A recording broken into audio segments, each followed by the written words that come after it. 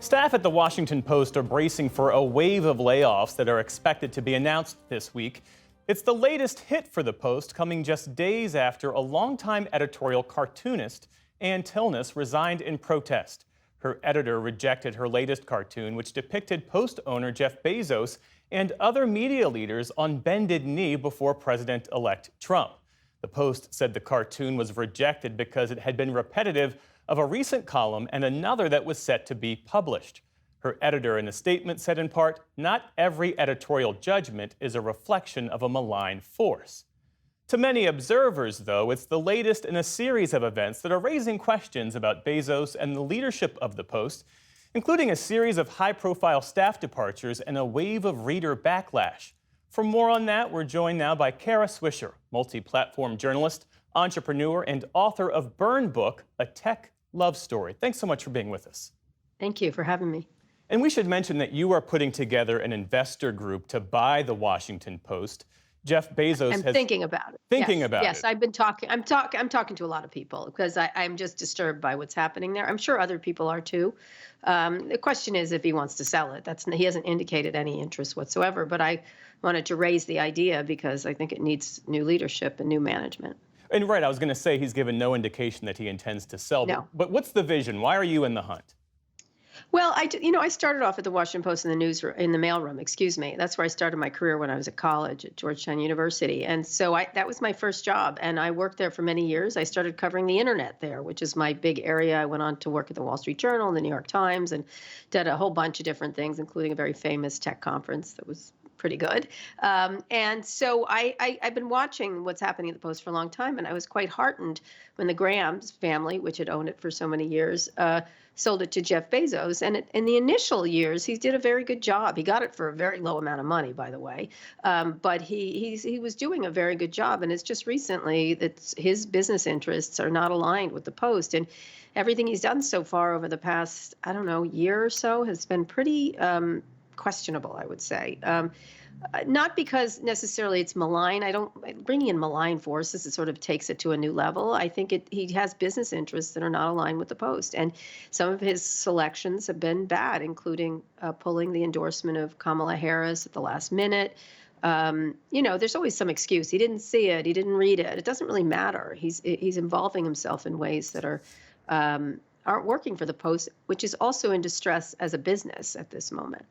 Well, on that point, strong journalistic ethics prioritize independence, and Jeff Bezos obviously isn't a journalist, he's a businessman, and you can make the argument that he has a fiduciary responsibility to minimize any scrutiny or retaliation that could affect the Post or his broader media empire. What do you say to that argument? Well, there's only one shareholder here, and that's Jeff Bezos, so he can do whatever he wants. So it's not like it's a public company and there's other things. But, other public companies have been very explicit that they're going to do fair and accountability coverage of the things. And I think some of the actions he's taken, including with Ann, who's an amazing Pulitzer Prize-winning cartoonist, I don't think Jeff had anything to do with this decision. I think it was done by David Shipley, but it's in this mood of not poking the bear, I think, when the bear being Trump or Jeff Bezos. I don't know which one they're not trying to poke. But what happened at the Post was Jeff bought it in 2013 and did a lot of stuff that improved it, but they never really figured out what to do post the first Trump era, which gave a bump to a lot of people.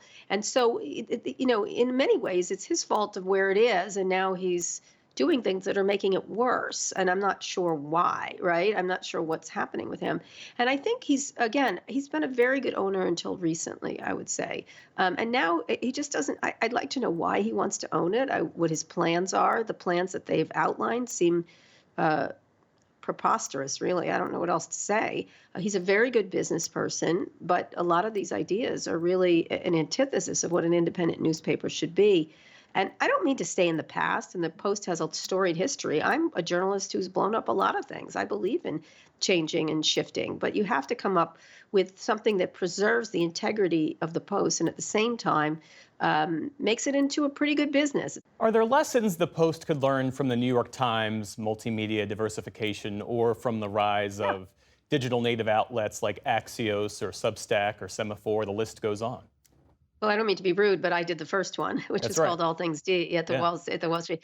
You know, Walt Mossberg and I were the OG of all this stuff. It's funny when it's like, oh, this is new. I'm like, no, we did it a long time ago because we did see what was coming and the importance of digitization of media and how the consumer had changed really drastically. And we also supplemented it by having a conference that was highly lucrative that could pay the bills too, because news is hard, is advertising is tougher.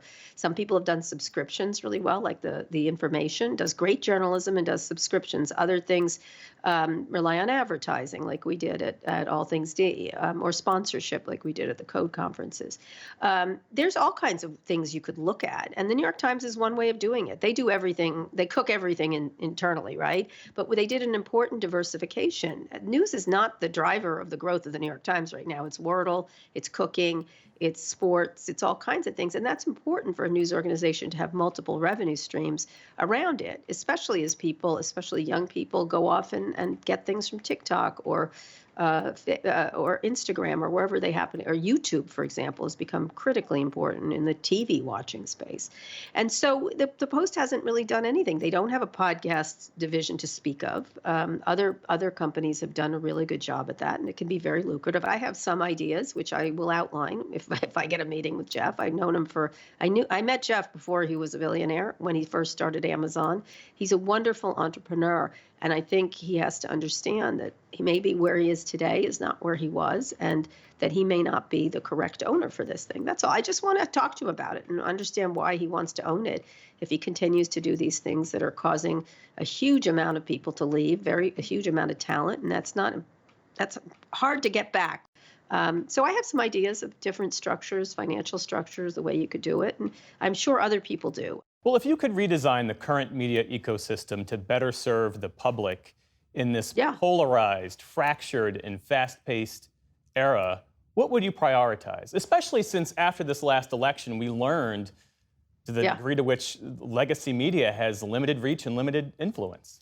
Well, that's been happening for a long time. It's something I warned of in my book and many for years and years. I wrote this column. I'm like, everything that the thing I said over and over again is everything that can be digitized will be digitized, and it was, right. This was at the beginning of my career, and I think one of the things they have to recognize is where is the audience? The audience has taken control of the media, and it's not giving it back anytime soon. So you go where they are going, you try to create things they want to consume. It doesn't have to be light. It doesn't have to, there's a terrible word in media, make it snackable. I think that's the worst thing I've ever heard in my life, but make it interesting. I mean, I have a million ideas of what you can do and how you could structure it so it's more protected.